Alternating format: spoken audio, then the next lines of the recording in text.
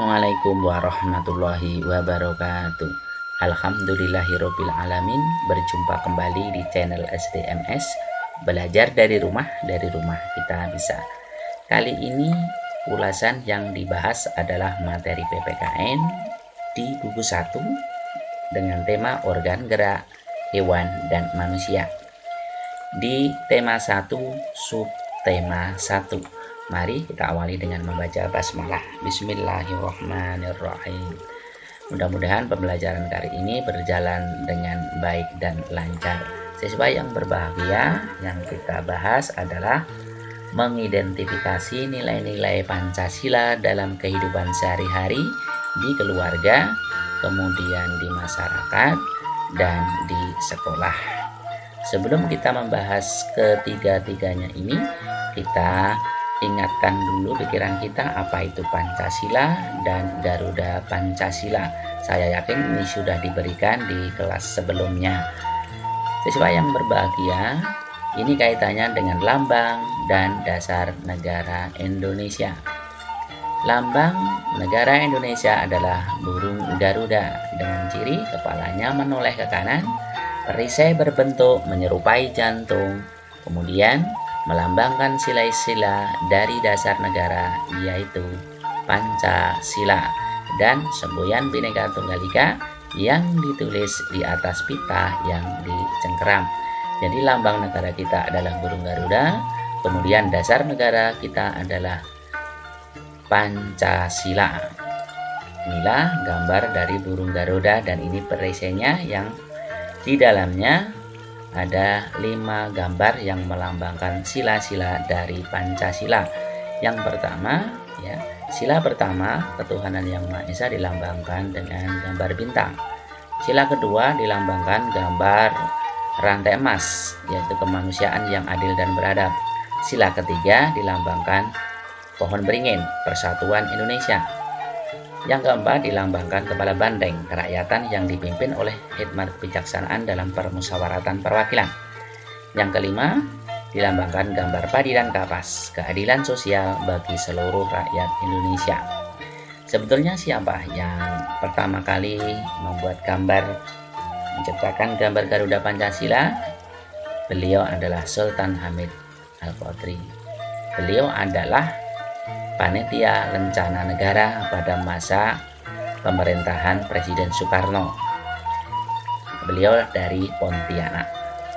Baik, ini sekilas mengingat sejarah siapa yang pertama kali membuat gambar burung Garuda di negara kita ini.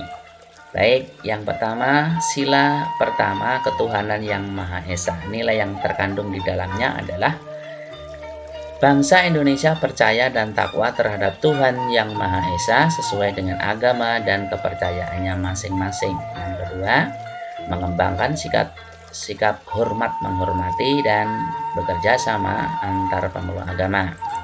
Yang ketiga, membina kerukunan hidup di antara sesama umat beragama.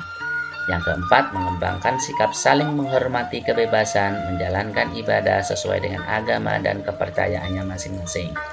Yang kelima, tidak memaksakan suatu agama dan kepercayaan kepada orang lain. Kemudian sila kedua, kemanusiaan yang adil dan beradab. Nilai yang terkandung di dalamnya, yang pertama, mengakui dan memperlakukan manusia sesuai dengan harkat dan martabatnya. Yang kedua, mengembangkan sikap saling mencintai sesama manusia. Yang ketiga, mengembangkan sikap saling tenggang rasa dan tepo seliro. Yang keempat, mengembangkan sikap tidak semena-mena terhadap orang lain. Yang kelima, menjunjung tinggi nilai-nilai kemanusiaan. Yang keenam, gemar melakukan kegiatan kemanusiaan. 7. Berani membela kebenaran dan keadilan. Sila yang ketiga, persatuan Indonesia. Nilai yang terkandung di dalamnya adalah yang pertama, mampu menempatkan persatuan, kesatuan, serta kepentingan dan keselamatan bangsa dan negara sebagai kepentingan bersama di atas kepentingan pribadi dan golongan. Yang kedua, sanggup dan rela berkorban untuk kepentingan negara dan bangsa. Ketiga, mengembangkan rasa cinta tanah air dan bangsa. Yang keempat, mengembangkan rasa kebanggaan berkebangsaan dan bertanah air Indonesia. Yang kelima, memelihara ketertiban dunia yang berdasarkan kemerdekaan, perdamaian abadi, dan keadilan sosial. Keenam, mengembangkan persatuan Indonesia atas dasar Bhinneka Tunggal Ika. 7. Memajukan pergaulan demi persatuan dan persatuan bangsa. Sila keempat, kerakyatan yang dipimpin oleh hikmat kebijaksanaan dalam permusyawaratan perwakilan. Nilai yang terkandung di dalamnya yang pertama adalah sebagai warga negara dan warga masyarakat, setiap manusia Indonesia mempunyai kedudukan, hak, dan kewajiban yang sama. Yang kedua, tidak boleh memaksakan kehendak kepada orang lain. Ketiga, mengutamakan musyawarah dalam mengambil keputusan untuk kepentingan bersama. Keempat, musyawarah untuk mencapai mufakat diliputi oleh semangat kekeluargaan. Kelima, menghormati dan menjunjung tinggi setiap keputusan yang dicapai sebagai hasil musyawarah. Keenam, musyawarah dilakukan dengan akal sehat dan sesuai dengan hati nurani yang luhur. Ketujuh, keputusan yang diambil harus dapat dipertanggungjawabkan secara moral kepada Tuhan Yang Maha Esa. Yang kelima, keadilan sosial bagi seluruh rakyat Indonesia. Nilai yang terkandung di dalamnya yang pertama, mengembangkan sikap adil terhadap sesama. Yang kedua, menjaga keseimbangan antara hak dan kewajiban. Ketiga, menghormati hak orang lain. Keempat, tidak bersifat pemboros dan gaya hidup mewah. Kemudian, tidak merugikan kepentingan umum. Yang keenam, suka bekerja keras. 7. Menghargai hasil karya orang lain yang bermanfaat bagi kemajuan dan kesejahteraan bersama. Siswa yang berbahagia, nanti bisa dibaca di literasi yang lain, sumber yang lain, karena ini saya ambilkan hanya beberapa contoh saja. Contoh sikap bangsa kita yang sesuai dengan nilai-nilai Pancasila yang khas adalah gotong royong. Kerjasama adalah suatu bentuk budaya bangsa Indonesia yang khas yang disebut dengan gotong royong. Inilah keekhasan bangsa kita, yaitu gotong royong, membuat jembatan bersama-sama untuk kepentingan bersama di desa mereka masing-masing.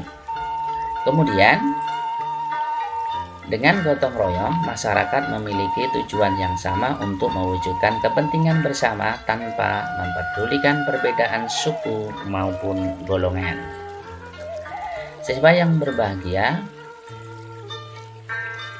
lalu bagaimana dengan perilaku yang sesuai dengan nilai-nilai Pancasila dalam kehidupan sehari-hari untuk kita semuanya, baik itu di keluarga, di masyarakat, dan di sekolah?